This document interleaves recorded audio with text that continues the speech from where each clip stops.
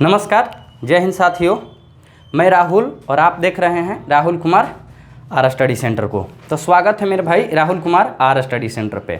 मेरा भाई जो हमारा पॉलिटी का क्लास शुरू हुआ है उसका एक क्लास कल आप लोगों को मिला है, आज हमारा दूसरा क्लास है। तो ठीक है, शुरुआत में मेरे भाई थोड़ा बहुत हो सकता है कल वाली वीडियो में अगर कोई भी दिक्कत कोई भी प्रॉब्लम आया होगा तो आप लोग एक बार कमेंट करके ज़रूर बताइएगा कमेंट बॉक्स में कि हाँ सर जी, मतलब यहाँ पे सुधार करने की ज़रूरत है, ऐसे ऐसे करने की ज़रूरत है, ठीक है ना। तो हम अपने सर को बुलाते हैं और अपना जहाँ से पढ़ा रहे हैं वहाँ से आपको, ठीक है ना, यहाँ से आगे कंटिन्यू क्लास को करेंगे। तो सर आइए और अपने मंच को संभालिए।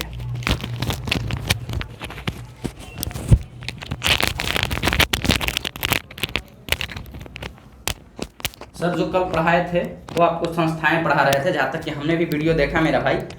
सर ने जो कल पढ़ा रहे थे सर, वो क्या पढ़ा रहे थे? संस्थाएं पढ़ा रहे थे। संस्थाएं में ये दो टाइप के संस्थाएं पढ़ा दिए हैं, संवैधानिक संस्थाएं और असंवैधानिक संस्थाएं। और जो तीसरा पॉइंट है वो पॉइंट है गैर संवैधानिक संस्थाएं। तो सर आइए और गैर संवैधानिक संस्थाएं से, ठीक है ना, कंटिन्यू कीजिए। जय हिंद दोस्तों। कल हम लोग पॉलिटी में संस्था के बारे में चर्चा कर रहे थे, जो कि कल हम लोग संस्था में दो पॉइंट पढ़ चुके थे, संवैधानिक संस्था और असंवैधानिक संस्था। आज हम लोग पढ़ेंगे तीसरा पॉइंट है गैर संवैधानिक संस्था। तीसरा पॉइंट जो है गैर संवैधानिक संस्था के बारे में आइए हम लोग आज चर्चा करते हैं। पहला है, संविधान में इसका कोई जिक्र नहीं है। किसका? तो गैर संवैधानिक संस्था का संविधान में कोई जिक्र नहीं है। दूसरा पॉइंट है, संविधान को लागू करने में क्या है? तो यह सहायक है। कौन सहायक है? तो गैर संवैधानिक संस्था जो है संविधान को लागू करने में सहायक है। आइए अब हम लोग जानते हैं कि गैर संवैधानिक संस्था का गठन कैसे होता है। तो इसका गठन दो प्रकार से होता है। पहला जो गठन होता है, मंत्रिमंडल के सलाह पर राष्ट्रपति करते हैं। पहला जो गठन होता है मंत्रिमंडल के सलाह पर कौन करते हैं? तो राष्ट्रपति करते हैं। आइए इसका हम लोग एग्जाम्पल लेते हैं। जैसे है कि नीति आयोग। नीति आयोग क्या है? इसका फुल फॉर्म क्या है? तो national institute for transforming India. इसकी स्थापना कब हुई थी? तो 2015 में हुई थी। यह संस्था जो है योजना आयोग के स्थान पर इसका गठन हुआ था। इस संस्था को हम लोग क्या कहते हैं? तो यह एक कार्यकारी संस्था है। क्या है? नीति आयोग जो है यह एक कार्यकारी संस्था है। अब आते हैं हम लोग दूसरा पॉइंट कि दूसरी तरफ से कैसे गठन होता है। तो संसद के कानून लाने पर क्या चीज़ होता है? गठन होता है। क्या चीज़ का? तो गैर संवैधानिक संस्था का। इसी को क्या बोलते हैं? सांविधिक संस्थाएं बोलते हैं। जैसे एग्जाम्पल है NHRC। NHRC कब आया था? तो 1993 में। इसके बाद है CIC, केंद्रीय सूचना आयोग। इसके बाद है केंद्रीय सूचना आयोग जो है ये कब आया था? तो 2005 में। इसके बाद है राष्ट्रीय महिला आयोग। कब आया था? तो 1990 में। राष्ट्रीय महिला आयोग 1990 में क्यों लाया गया? तो राष्ट्रीय महिला आयोग जो था 1990 में इसलिए लाया गया क्योंकि महिलाओं को बराबर समाज में अधिकार दिलाने के लिए 1990 में राष्ट्रीय महिला आयोग को लाया गया। संविधान की आवश्यकता क्यों पड़ी? संविधान की आवश्यकता क्यों पड़ी? गली, गांव, अलग अलग धर्म, व्यवसाय, जीवन स्तर, यानी कि अलग अलग व्यवसाय के लोग रहते हैं एक ही देश में, अलग अलग धर्म के लोग रहते हैं, तो क्या उनके लिए अलग कानून बनाया जाएगा? नहीं, सबके लिए क्या होगा? एक नियम बना संविधान में, जो कि सबको क्या करना था? पालन करना था। जो नहीं पालन करता था उनके लिए क्या चीज़ मिलेगा? सज़ा मिलेगा। ठीक है, तो संविधान की आवश्यकता के बारे में हम लोग जान गए। ठीक है, अब नियम कैसे बनाता है? कौन बनाता है? संविधान के लिए नियम कौन बनाता है? जैसे है, पहला है राजतंत्र। पहला पॉइंट है राजतंत्र, जो कि राजाओं के द्वारा जो नियम बनता है, उनके पूरे राज्य में, उनके राज्य में लागू होता है, उसी को क्या बोलते हैं? राजतंत्र बोलते हैं। दूसरा है लोकतंत्र। लोगों के द्वारा चुने गए प्रतिनिधि नियम बनाते हैं, उसी को क्या बोलते हैं? लोकतंत्र बोलते हैं। लोकतंत्र, लोगों के द्वारा चुने गए प्रतिनिधि नियम बनाते हैं। जैसे कि हम लोग सांसद को हम लोग वोट देकर और कहाँ भेजते हैं? सांसद भवन भेजते हैं। तो वहाँ पे वो लोग कुछ बिल लाते हैं और जो बिल लाते हैं वहाँ संसद में पास हो जाता है तो वही क्या होता है, नियम बन जाता है। और जो वो नियम बनता है वो पूरे देशों में, हम लोग के पूरे देशों में क्या होता है, लागू होता है। उसी को क्या बोलते हैं, लोकतंत्र बोलते हैं। तो हम लोग समझ गए कि राजतंत्र में कौन नियम बनाता है, तो राजा के द्वारा नियम बनता है। और लोकतंत्र में कौन बनाता है, तो हम लोग के द्वारा जो चुने गए सांसद होते हैं उनके द्वारा नियम बनता है। संविधान के कुछ काम हैं, जैसे कि हम इसमें 4 गो संविधान के कुछ काम के बारे में बताएंगे जो कि अपर लेवल के एग्जाम में पूछे जाते हैं। जैसे पहला काम है संविधान का पहला काम यह है कि वह बुनियादी नियमों का ऐसा समूह उपलब्ध कराए जिसमें समाज के सदस्यों के में एक न्यूनतम समन्वय, संयोग और विश्वास बना रहे। दूसरा काम है, संविधान का दूसरा काम यह स्पष्ट करता है कि समाज में निर्णय लेने की शक्तियाँ किसके पास होगी। संविधान यह भी तय करता है कि सरकार कैसे निर्मित होगी। ठीक है। तीसरा काम है, संविधान का तीसरा काम यह है कि वह सरकार पर कुछ सीमाएं लगाएं कि वह उनका उल्लंघन न करें।